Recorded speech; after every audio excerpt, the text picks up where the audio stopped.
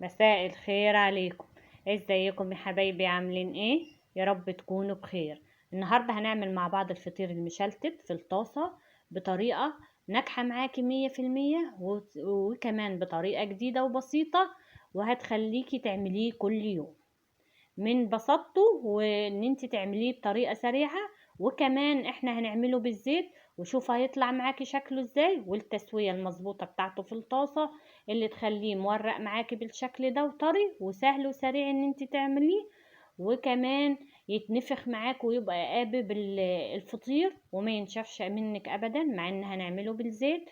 ولكن لو حابة تعمليه بالسمنة او الزبدة مفيش مشكلة، عادي اعمليه، بس انا حبيت ابسط عليكم وعاملاه بالزيت علشان تشوفوا ان برضو بالزيت بيبقى ناجح جدا ومورق وخطير جدا. شوفوا التوريقة، وطري خالص ورقيق خالص من غير ما نفرد ولا نورق ولا هنعمل اي حاجة، يعني طريقة سريعة وبسيطة جدا.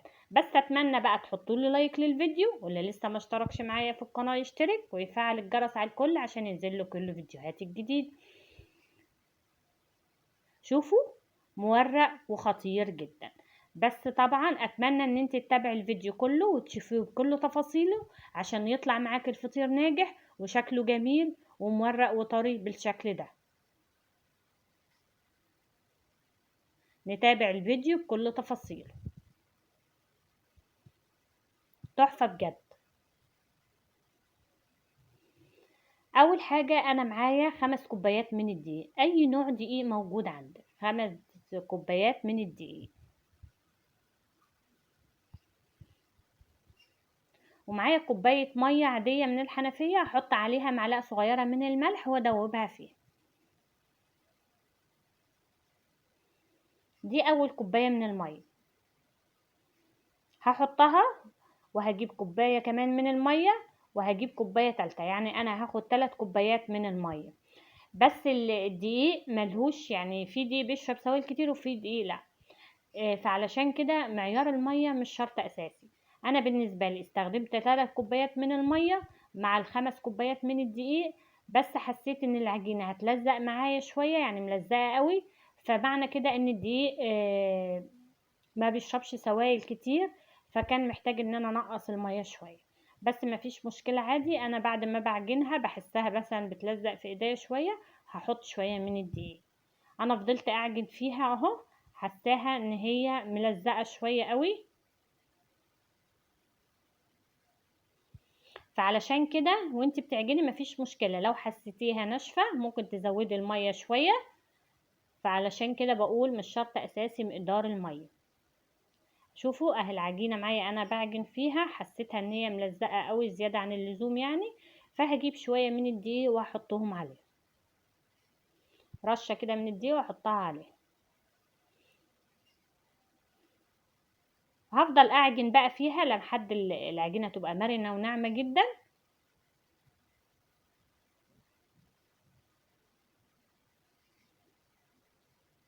هفضل اعجن فيها لحد ما يبقى العجين يخلع من ايديكي وتبقى العجينة بالشكل ده. فالمهم ان احنا نوصل للقوام اللي انت هتشوفيه دلوقتي. هو قوامها بيبقى طري كده، تمام جدا. بسيبها بقى تستريح شوية. وبعدين انا استخدمت الزيت، ده زيت نوع كويس، زيت ذرة، يكون نوع كويس ملهوش اي ريحة عشان يبقى الفطير تمام معاك وكويس. هقطع بقى العجينة بتاعتي الكور بالشكل ده حسب الفطيرة ما حباها، واحطها في طبق دهناه بالزيت، وادهن الكور بالزيت، وهسيبهم يستريحوا. وبعدين هاخد اول كورة انا عملتها واحط شوية من الزيت على الرخامة، وادهن العجينة شوية من الزيت من فوق، وابتدي افردها فردة بسيطة. يعني انا مش بفرد كتير، يعتبر فردة بسيطة من غير ما ولا هنورق ولا هنعمل اي حاجة. هي هتفرديها كده فردة بسيطة، وهي العجينة لما مرنة وناعمة معايا والعجينة مش ناشفة، فتلاقيها اتفردت معاكي بكل سهولة. فعلشان كده انا بقول الفطير اول ما تشوف الطريقة دي هتعمليه بكل سهولة. حابة تمطيه كده مطاط، يعني انت لو مش عايزة كمان تفردي بتمسكيها تمطيها كده هتتفرد معاك على طول من غير ما تفردي ولا اي حاجة، تمطيها بايديك. شوفوا بتتفرد معانا بكل سهولة. وبعدين بقى بدهن نصها بالزيت. انا ما بحبش ان انا احط دهون كتيرة، فبدهن نص الدايرة بالزيت، وبعدين اطبقها بالشكل ده. وبعدين هنا برضو بفرد، بحط على نص الدايرة برضو شوية من الزيت واطبق. انا ما بدهنهاش كلها عشان ما يبقاش فيها زيوت كتيرة او دهون كتير. بفرد بقى وادهن، بطبق وادهن، وبعدين بلفها زي الكورة كده بالشكل ده. وبجيب الطبق ادهنه برضو دهنة خفيفة من الزيت، وبحط فيه الكور اللي انا عملتها. وبدهن وشها دهنة خفيفة بالزيت كده عشان انا برضو هسيبها تستريح اما نعمل باقي العجين كله. هعمل واحدة كمان معاكم اهو. بدهن الرخامة بحط شوية من الزيت، ومن على الوش شوية من الزيت، وابتدي بايديا امطها كده او افردها فردة بسيطة. يعني بفرد فيها كده لحد الاخر زي ما اتفقنا. تفرديها بايديك، تمطيها بايديكي، فما فيش مشكلة. هي كده الفطيرة بتتعمل معاكي بكل سهولة. يعني احنا بنديها فردة بسيطة او مطة لحد ما تتفرد معايا على اخر كده بكل سهولة. ولو اتقطعت معاكي فعادي ما فيش مشكلة، مش هتعمل حاجة، يعني مش هتبوظ الفطيرة منك ولا حاجة. وتدهني نصها وتطبقي، وبعدين بندهن نصها التاني ونطبق، وندهن لحد ما نلفها على شكل كوب. اظن مفيش اسهل من كده. شوفوا اللي انا عملتهم كلهم هم دهنتهم بالزيت، حطاهم في الطبق اللي مدهون بالزيت وبدهن وشها. ودي اخر واحدة معايا، نفس الفردة، وهدهن نصها واطبق، وهدهن النص واطبق والفها كورة بالشكل ده. بعدين بقى بجيب الطاسة، بحط فيها شوية من الزيت صغيرين خالص. بدهن الطاسة دهنة خفيفة من الزيت، وبجيب اول كورة انا فردتها وعملتها، بجيبها عشان تبقى مرنة معايا وتتفرد معايا بكل سهولة بالشكل ده، واوزعها في الطاسة.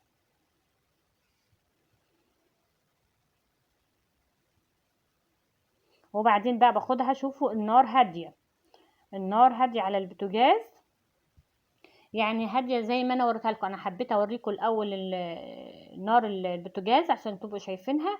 ولازم نغطي واحنا بنسوي على البوتاجاز في الطاسة لازم اغطيها.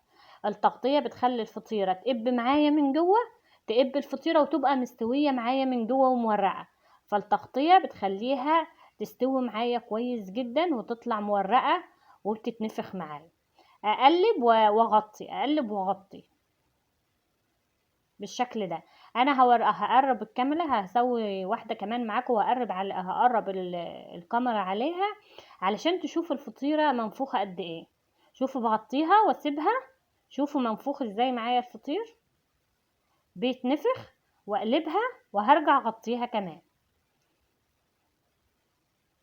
شوفوا بيتنفخ معايا لاني انا بغطيه وبسويه على نار هاديه، فبيقب معايا ويبقى مورق ومستوي من جوه. انا حبيت اقرب الكاميرا عشان تشوفوا قد ايه الفطيره قبه ومنفوخه وشكلها خطير جدا، ومحدش هيصدق ان انت مسويه الفطير ده ولا عاملاه في الطاسه على عيون البوتاجاز. خلصت كل الكميه. شوفوا شكله خطير جدا، وبصراحه خطير وتحفه بجد، وسهل وسريع ان انت تحضريه.